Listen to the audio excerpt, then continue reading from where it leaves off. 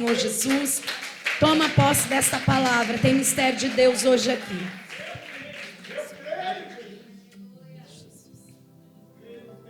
Graça e paz, amém? Glórias a Deus. Amém. Graças ao Senhor por tudo que Ele tem feito, proporcionado. Eu creio que Ele vai continuar falando. Ele já falou muito nesse culto, desde a oração, desde a abertura, do louvor. E eu creio que Ele vai continuar falando, porque nós somos apenas um vaso nas mãos dEle. É Ele quem fala, é Ele quem faz, a noiva é dEle, a igreja é dEle, o corpo é dEle. E é Ele quem vai falar através de mim, aquilo que Ele quer proporcionar e entregar como alimento para nós nessa noite. Assim eu declaro e já creio e tomo posse em nome de Jesus, amém? Abra sua Bíblia comigo no livro de Daniel, capítulo 3, a partir do versículo 16.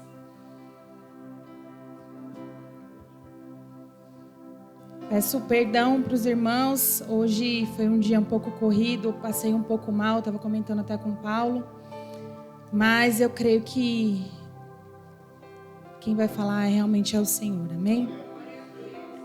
Diz assim a palavra do Senhor: Sadraque, Mesaque e Abidnego responderam: Ó Nabucodonosor, não precisamos nos defender diante do rei. Se formos lançados na fornalha ardente, o Deus a quem servimos pode nos salvar. Sim, Ele nos livrará de suas mãos, ó Rei. Mas, ainda que Ele não nos livre, queremos deixar claro, ó Rei, que jamais serviremos seus deuses ou adoraremos a estátua de ouro que o Rei levantou. Amém? Pode se sentar adorando e louvando aquele que vive e reina em nome de Jesus. O livro de Daniel, ele vem trazendo a história de Daniel e seus 3 amigos, Sadraque, Mesaque e Abidnego, num tempo em que o povo do Senhor acabou sendo exilado. O rei da Babilônia, Nabucodonosor, ele conquista a terra de Israel. E ele solicita que os seus servos peguem jovens que tenham grande capacidade intelectual, que sejam do reino, que sejam de família real, para que venham servir a ele ali no reinado e venham ser como se fossem aconselhadores do rei, né, sábios do rei. E no meio desses jovens está Daniel, Sadraque, Mesaque e Abidnego.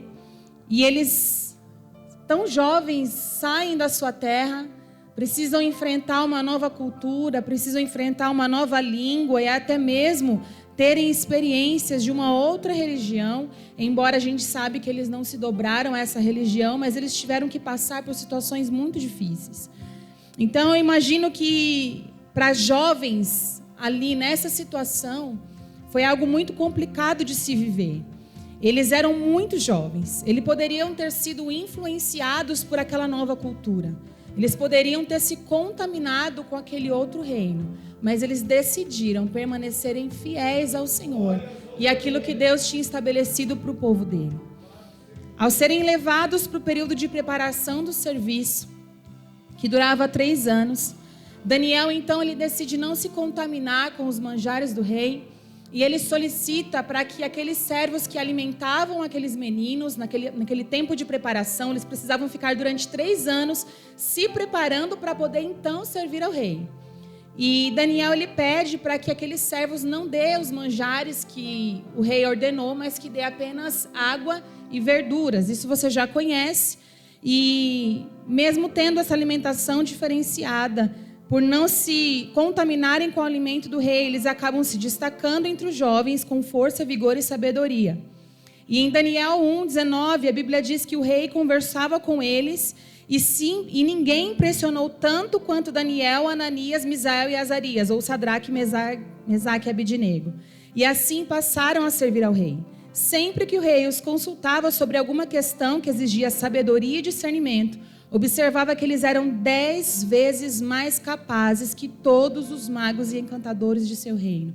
Entenda que a partir do momento que eles decidem não se contaminar, não se influenciar, Deus derrama sobre eles uma capacidade diferenciada. Deus derrama sobre eles 10 vezes mais capacidade do que os outros magos e encantadores. E a história continua. A pedido de Daniel, o rei colocou aqueles rapazes, aqueles seus 3 amigos, para cuidarem de todos os negócios do reino. Em outro dado momento da história, o rei tem um sonho e ordena que os seus sábios interpretem esse sonho. Não somente interprete, eles precisam adivinhar que sonho o rei teve. Tamanha a arrogância daquele rei, porque ele não queria simplesmente que aqueles magos descobrissem o que o sonho significava, mas eles deveriam adivinhar qual foi o tipo de sonho. E como nenhum deles conseguiu, o rei acaba ordenando que aqueles sábios fossem mortos. E quando o servo chega para matar Daniel e seus amigos, Daniel ele se aproxima, a Bíblia diz, com prudência e sabedoria, e pede um tempo para revelar e interpretar o sonho do rei. Então ele se une com seus amigos e eles combinam de orar, de jejuar e clamar ao Senhor por misericórdia e pela revelação daquele sonho e a interpretação dele. E Deus concede a Daniel a revelação. Você conhece essa história, eu só quis falar um pouco sobre isso para trazer um contexto, para a gente entender o cenário que Daniel e seus 3 amigos viviam. O rei, ele não desconhecia a história, ele não desconhecia o Deus de Daniel, de Sadraque, Mesaque e Abednego. Ele já tinha vivido histórias com esses 3 rapazes. Ele já tinha visto o que Deus poderia fazer através da vida deles, pois já tinha reconhecido a sabedoria, que eles eram 10 vezes mais sábios. Ele já tinha tido um sonho, não apenas interpretado, mas revelado esse sonho através da sabedoria que Deus deu a Daniel. E naquele momento, ele mesmo, o próprio rei, declara que não há outro Deus além do Deus de Daniel. Então já há um reconhecimento, aquele rei já conhece o Deus de Daniel, aquele rei já conhece o que Deus pode fazer através da vida daqueles moços. Mas mesmo assim, ele decide exterminá-los, os jogando na fornalha de fogo ardente, quando eles se recusam a se prostrar diante da estátua que o rei fez.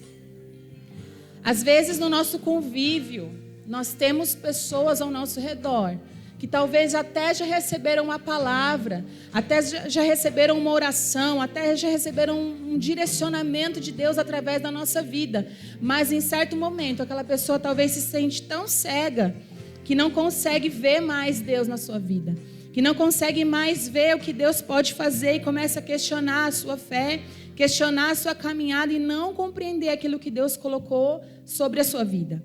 Pessoas que já viram milagres conosco, já viveram situações de bênção, de milagres extraordinários, que já receberam resposta de Deus através da nossa vida. Mas mesmo assim, elas nos colocam em situação de fornalha ardente. Mas Deus, Ele é aquele que permite situações como essa, para dar livramento e para gerar testemunho. Para que aquele que questionou o seu Deus, para que aquele que questionou o seu posicionamento diante do Senhor, veja o milagre e reconheça que o Senhor é Deus. Aqueles jovens estavam exilados em uma outra cultura, uma outra língua, uma outra religião. Eram jovens, mas permaneceram firmes e fiéis na posição que Deus os colocou, mesmo que Deus não os livrasse. A palavra diz que eles reconheceram que Deus era poderoso e que poderia os livrar. Mas eles permaneceram fiéis, mesmo que Deus não os livrasse. Entenda que a fidelidade daqueles jovens não estava condicionada com aquilo que Deus poderia fazer sobre a vida deles. A fidelidade e obediência, a posição firme no Senhor não estava condicionada com o que Deus poderia fazer, com o que Deus poderia entregar, mas realmente na verdadeira adoração que eles tinham ao Senhor. Nem sempre estar na posição correta irá nos livrar do sofrimento. A gente aprendeu isso com esses jovens. Tem batalhas que nós teremos que travar. Mesmo que eu e você estejamos agradando ao Senhor com as nossas vidas, tem batalhas que nós teremos que travar. E às vezes, eu não sei, a Bíblia não diz, mas eu fico imaginando, porque eu tento me colocar no lugar do personagem, eu viajo mesmo nas histórias, eu fico pensando, será que eles não se dobraram diante do rei, não mostraram fraqueza, mas entre os três ali, no momento em que estavam sendo amarrados, porque a Bíblia diz que eles foram amarrados e jogados amarrados dentro da fornalha. Será que eles começaram a se entristecer, se preocupar, se angustiar, falaram um para o outro que vai ser de nós? Será que Deus vai nos livrar? Porque Deus está permitindo isso na nossa vida. Nós não fizemos nada de errado, a gente não sabe. Talvez eles se colocaram nessa posição, mas mesmo assim eles permaneceram fiéis àquilo que Deus tinha colocado sobre a vida deles e não se dobraram a outros deuses, não se prostraram diante da estátua do rei. Mesmo que você esteja agradando a Deus com a sua vida, existem fornalhas que talvez você vai ter que enfrentar. Mesmo que você esteja agradando ao Senhor, existem cova de leões que talvez você vai ter que entrar. Os 2 servos que jogaram esses rapazes, eles foram mortos. Tamanha o calor que estava, porque a Bíblia relata que como aquele rei ficou tão irado, tão nervoso com a posição, porque para aquele rei foi como uma afronta para ele. Ele deu um decreto de que toda vez que tocassem instrumentos, todos os povos que estavam debaixo da sua liderança, eles deveriam se prostrar diante da estátua. E aqueles jovens não só desobedeceram ao decreto do rei, mas ainda afrontaram ao rei na visão dele. Eles não estavam afrontando, eles estavam obedecendo ao seu Senhor. Estavam obedecendo a Deus, mas na visão do rei, eles estavam afrontando, dizendo: olha, não importa o que você faça comigo, eu não vou me dobrar ao Senhor. Eu não vou me dobrar a você. Eu sirvo a um Deus vivo e Ele pode me salvar, mas mesmo que Ele não me salve, mesmo que eu venha padecer, ainda assim eu não vou sair da posição. Esses jovens, eles foram jogados e o rei, em dado momento, olha para dentro daquela fornalha e vê que os jovens estavam, depois de serem jogados presos, eles estavam soltos e passeando. E havia um 4º homem que parecia um anjo andando com ele. Fazer o que é correto, estar em obediência na posição, não nos garante livramento da fornalha, mas há um galardão no céu. Há uma recompensa aqui na terra, ou no céu, ou na vida eterna. Esses jovens entenderam isso. Eles entenderam que servir ao Senhor é muito mais do que receber as bênçãos que Ele pode nos dar. Receber o que eu quero, mas é servir a Ele, independente das consequências neste mundo. É se manter na posição que Deus determinou, mesmo que venhamos perder aos olhos do mundo. Porque eu fico pensando, não somente a morte, mas diante daquele rei, antes da circunstância, antes da situação da fornalha. Talvez passou pela cabeça daqueles jovens, ou talvez não. Mas talvez na minha cabeça e na sua, naquele momento, eles talvez pensassem: nós temos uma alta posição, um alto cargo nesse reino. Nós somos reconhecidos como sábios. Nós somos reconhecidos como autoridade. A gente controla todos os negócios do reino. O rei só está pedindo para a gente se prostrar. O que tem? Deus conhece o meu coração. O que tem eu fazer isso? No fundo, Deus conhece a intenção do meu coração. Se eu me dobrar aqui, eu permaneço na posição que eu tenho, que eu sei que Deus me colocou. Eu não desagrado ao rei. E Deus conhece meu coração. Ele sabe que, na verdade, no fundo, eu não estou adorando aquela estátua. Mas o rei, ele vai ver e ele vai manter a minha posição. Talvez eu me colocasse nessa posição, nesse pensamento. Mas o Senhor, Ele conhece a intenção do nosso coração. Provérbios diz, eu não me recordo, não anotei aqui, mas Provérbios diz que você acha que o que faz é certo, mas Deus conhece a intenção do seu coração. A intenção do coração, o Senhor contempla, o Senhor vê. E Deus, Ele pode te livrar da luta, ou Ele pode te livrar na luta. Quem determina o processo é Ele. Talvez você está como Sadraque, Mesaque e Abidnego em uma situação de aflição, em uma situação onde você não vê saída, uma situação onde você se vê diante de uma fornalha ardente, ou até mesmo você já está na fornalha.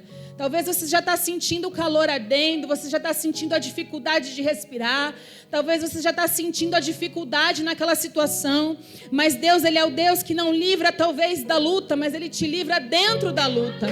Deus é talvez aquele Deus que Deus é o Deus que talvez Ele não vai te livrar de passar pelo deserto, mas é o Deus que Ele te dá o refrigério no meio do deserto. É o Deus que te dá a sombra fresca, é o Deus que te dá água para você beber e caminhar uma milha a mais.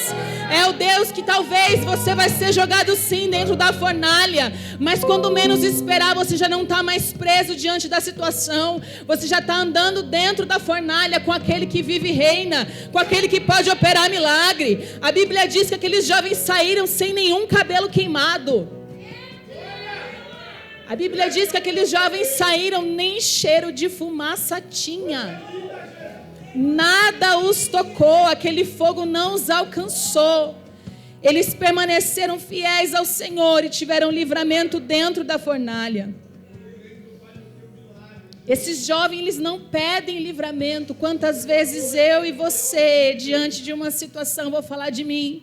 Quantas vezes eu, diante de uma situação difícil, eu peço ao Senhor misericórdia. Senhor, isso aqui eu não consigo passar não, Senhor. Senhor, tem misericórdia. E às vezes a gente ainda usa aquela palavra, né, de filho mimado. Senhor, eu sou teu filho, Senhor.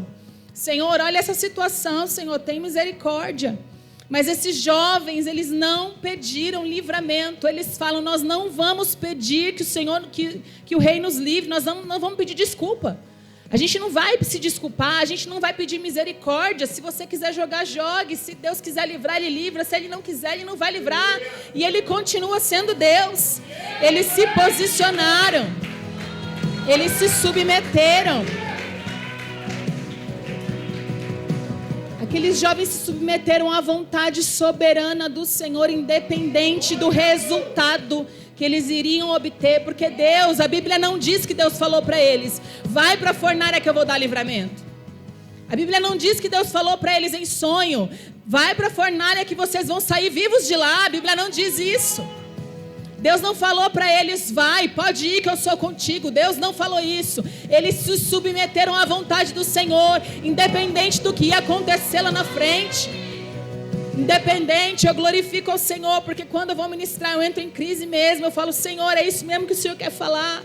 E no começo do culto, Deus usa o Marcos para falar sobre posicionamento, sobre adorar o Senhor, independente do que Ele pode nos dar. E é isso que eu vejo na vida destes jovens. Independente do que pudesse acontecer, eles continuam adorando. Independente do que pudesse receber em troca, eles continuam louvando, adorando e exaltando ao Senhor. Que nível de fé é esse, irmão? Que nível de adoração é esse? Que mesmo em meio à dificuldade a gente continua louvando e adorando. Mesmo em meio à situação de perigo de vida, de ser morto, eles continuam adorando. É esse nível de fé e adoração, é esse ponto que aqueles jovens estavam, independente do cenário, independente das consequências que eles iriam colher, eles aceitam a vontade soberana do Senhor, e eles não saem da posição, eles continuam firmes, não porque eles querem algo de Deus, mas porque entenderam a essência da adoração, amar ao Senhor por quem Ele é, e não por aquilo que Ele pode dar, e não pelo livramento. Eles adoraram ao Senhor, não por aquilo que Deus poderia fazer, mas por aquilo que Deus é na vida deles.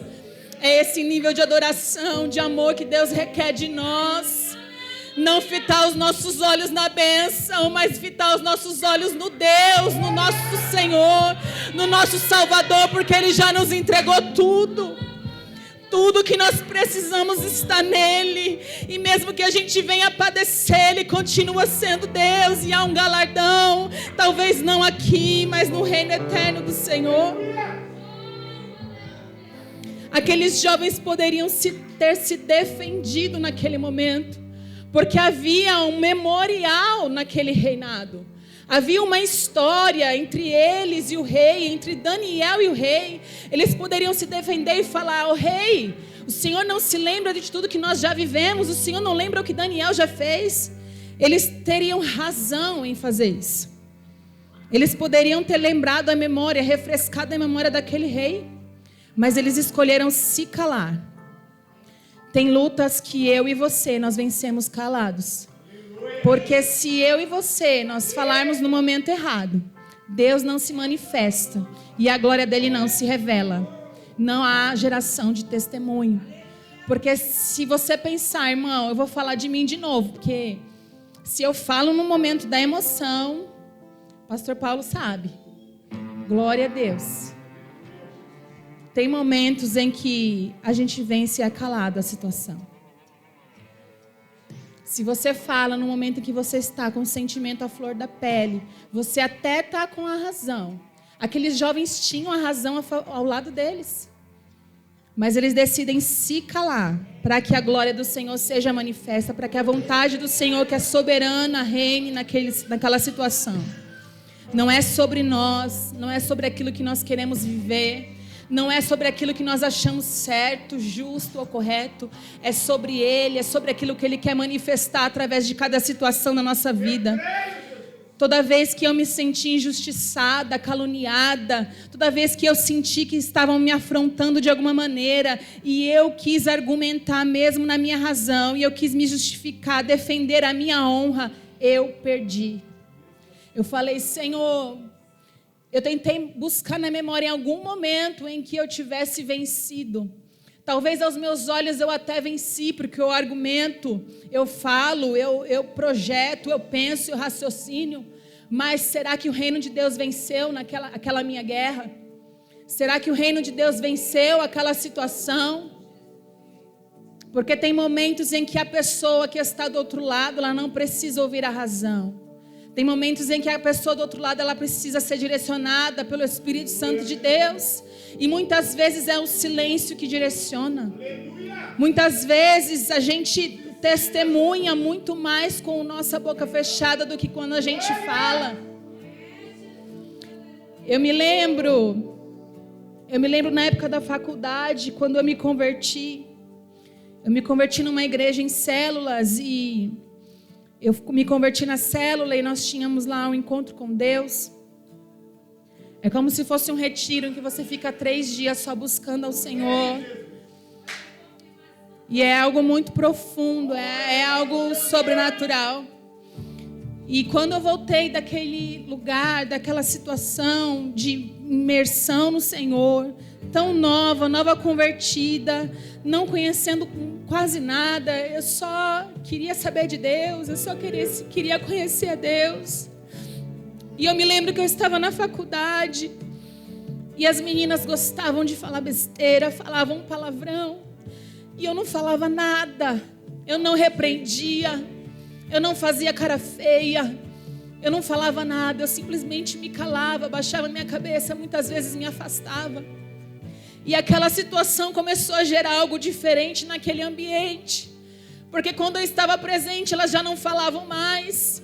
E se sem querer soltavam, elas falavam, ai, desculpa, a gente sabe que você não se agrada mais, que você não gosta. E eu falava, não sou eu que não gosto, o Senhor não se agrada. E aí você começa já a não ser mais influenciado, mas influenciar o ambiente em que você está. Entenda que eu não precisei falar nada. Eu não precisei argumentar, eu não precisei falar. Muitas vezes o nosso testemunho é quem ministra, aquele que está do nosso lado. Em situações, eu me lembro, Deus me ministra muito que quando está perto de chegar uma bênção, o negócio aperta mesmo, as situações ficam mais difíceis. Quando está perto da gente receber a promessa, a bênção que o Senhor tem para liberar, as coisas começam a ficar mais difíceis. E perto da gente receber a chave do nosso apartamento, eu me lembro de uma situação em que eu ouvi de alguém palavras de afronta.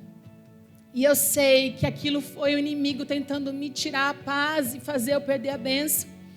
E eu lembro que a pessoa falava coisas que eu falava, eu ouvi e eu me calei, eu falei, Senhor, eu acredito que isso não é verdade, que ela está falando sobre mim, mas se for, Senhor, me muda. Senhor, se realmente eu sou assim, se eu sou tudo isso que ela está falando, Senhor, me ajusta. Porque eu não quero desagradar o Senhor.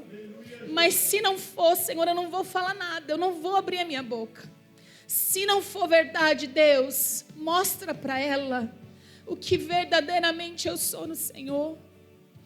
Às vezes a gente não precisa falar nada, a gente quer justificar, a gente quer argumentar. E Deus, às vezes, Ele não quer que você argumente, porque Ele quer fazer, Ele quer manifestar, Ele quer mostrar. A gente quer defender a nossa honra, às vezes a gente quer defender até mesmo a Deus. Deus não precisa ser defendido, irmão. Deus não precisa disso. Muitas vezes é calado que a gente ganha o nosso parente. Muitas vezes é calado que a gente ganha o nosso irmão do lado, o nosso esposo, o nosso cônjuge. É calado que a gente ganha o nosso irmão. É calado que a gente ganha aquele que trabalha do nosso lado, aquele que estuda conosco. É calado, muitas vezes é calado, e só dando testemunho da sua vida, só fazendo a diferença. Mesmo que você tenha razão em alguma situação em que talvez alguém te afrontou, te afligiu, mesmo que você tenha razão, abra a mão da razão e olhe para o propósito. Aqueles rapazes, eles tinham total razão em se defender naquele momento. Eles não tinham feito nada de errado. Eles tinham uma trajetória, eles tinham um memorial, eles tinham uma história com aquele rei. Eles poderiam ter pedido: chame Daniel. Eles poderiam ter pedido socorro, ajuda. Eles abriram mão da razão e olharam para o propósito. Havia um propósito naquela situação. O decreto que o rei decretou de adoração a uma estátua, a partir do momento que aqueles jovens saem intactos daquela fornalha, o rei reconhece que o Deus daqueles jovens é o verdadeiro Deus e gera um novo decreto. Decreto alterado através do meu e do teu posicionamento. É a obediência ao posicionamento que muda decretos. Através da posição daqueles jovens, agora o rei não quer mais que os reinos, que os povos que estão debaixo da sua liderança se prostrem a uma estátua, mas ele decreta que todos se prostrem diante do Deus verdadeiro, Deus de Sadraque, Mesaque e Abidnego. Se aqueles rapazes não tivessem aceitado o propósito, o decreto não teria sido alterado.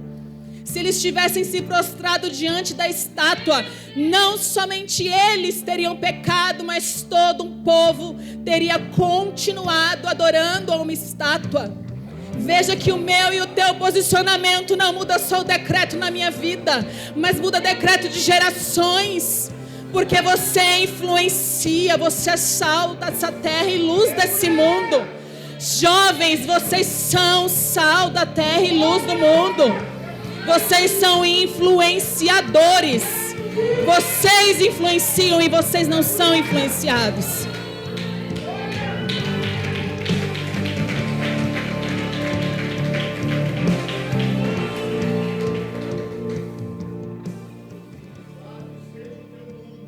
Talvez a gente passe por situações assim na nossa trajetória e vamos passar, porque em Provérbios 27:17 diz: como o ferro afia o ferro, assim um amigo afia o outro amigo.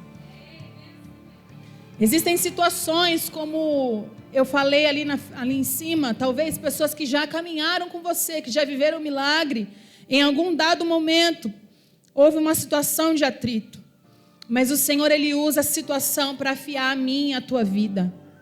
Quem sabe eu ou você já fizemos isso com alguém. Quem sabe eu ou você já fomos injustos com alguém. E isso é natural, porque nós somos humanos, nós somos falhos. E Deus, Ele vê o todo, mas a minha visão e a tua visão, ela é rasa, ela é falha.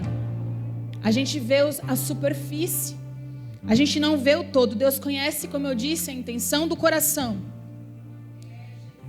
Não olhe para a mágoa, abra a mão da mágoa, abra a mão do ressentimento, abra a mão do sentimento de injustiça e olhe para o propósito. Peça ao Senhor discernimento na situação e entenda o propósito da situação. Viva pelo propósito e não pelo sentimento.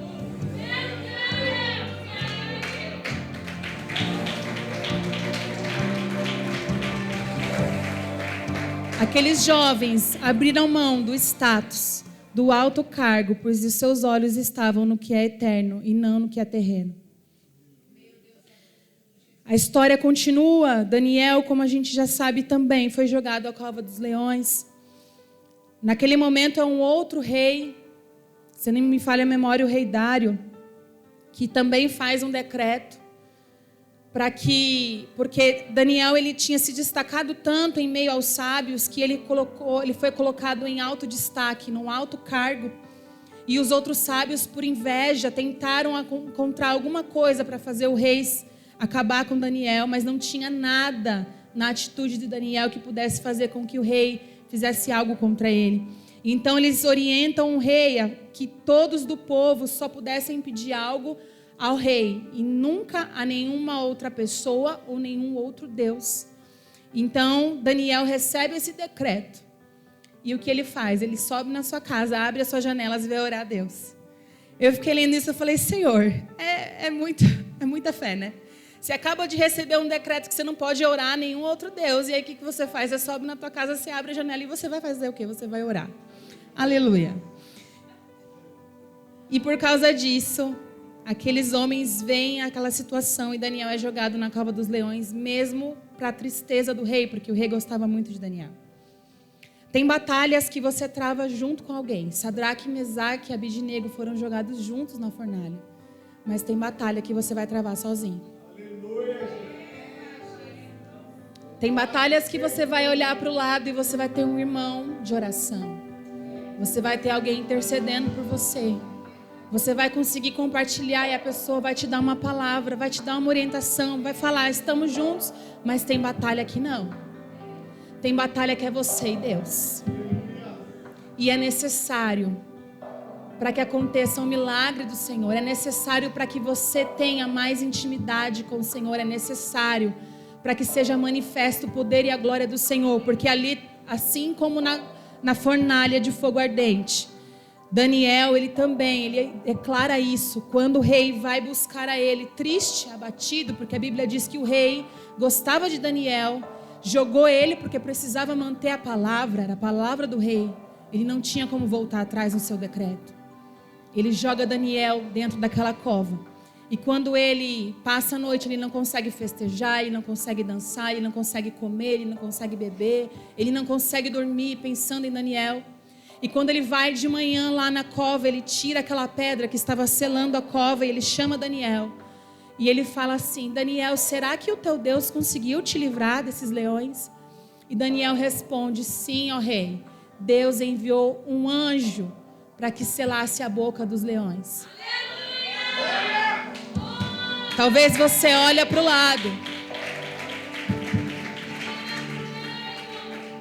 Talvez você olhe para o lado hoje e você não vê nem Sadraque, nem Mesaque, nem Abidnego. Talvez você olhe para o lado na sua fornalha ou na sua cova de leões e você se vê sozinho. Mas você tem que saber que o Deus de Israel, Ele envia anjo ao seu lado para te guardar, para te direcionar, para acolher as suas lágrimas, para trazer livramento em meio à situação. Para ambas as situações, seja numa batalha em que você está acompanhado, seja numa batalha onde você se vê sozinho, para ambas as situações, há livramento dos céus. Mas você precisa entender qual tipo de batalha que você está. Porque se você está num momento de batalha sozinho, e você não entender esse direcionamento, se você não entender esse tempo que o Senhor tem para você e para Ele, o sentimento de solidão, ele vai te abater e te angustiar. Você vai se frustrar com as pessoas que estão ao seu redor. Você vai se frustrar com as pessoas que, ao seu ver, poderiam estar te ajudando.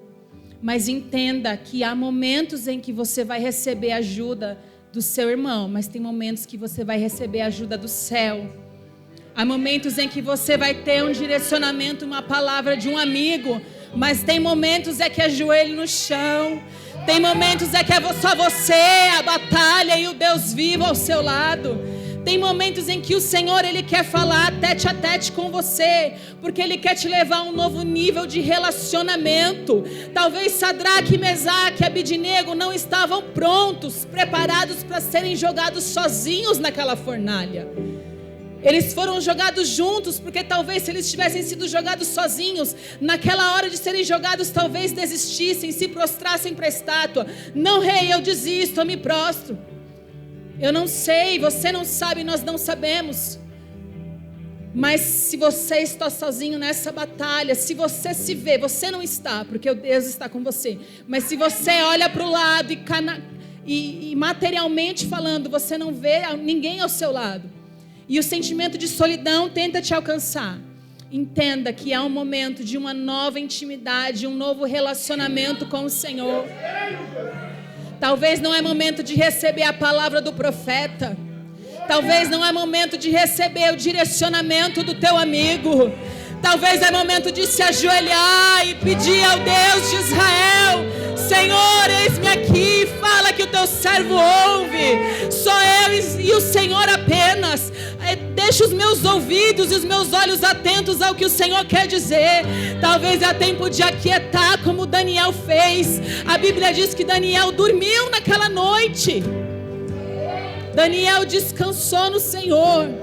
Talvez é tempo de aquietar a tua alma nessa luta, aquietar o teu coração, parar de falar e ouvir Deus trabalhar, ouvir Deus te direcionar e trabalhar a teu favor.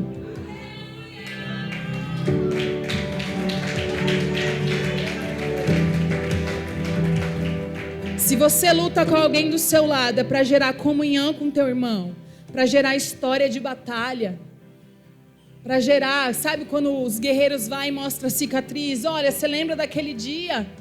É assim na minha vida e na tua vida. Às vezes a gente tem aquele parceiro de oração, às vezes a gente tem até mesmo os nossos pastores, e a gente fala, lembra daquele dia, lembra daquela situação, lembra como foi difícil, mas Deus deu livramento.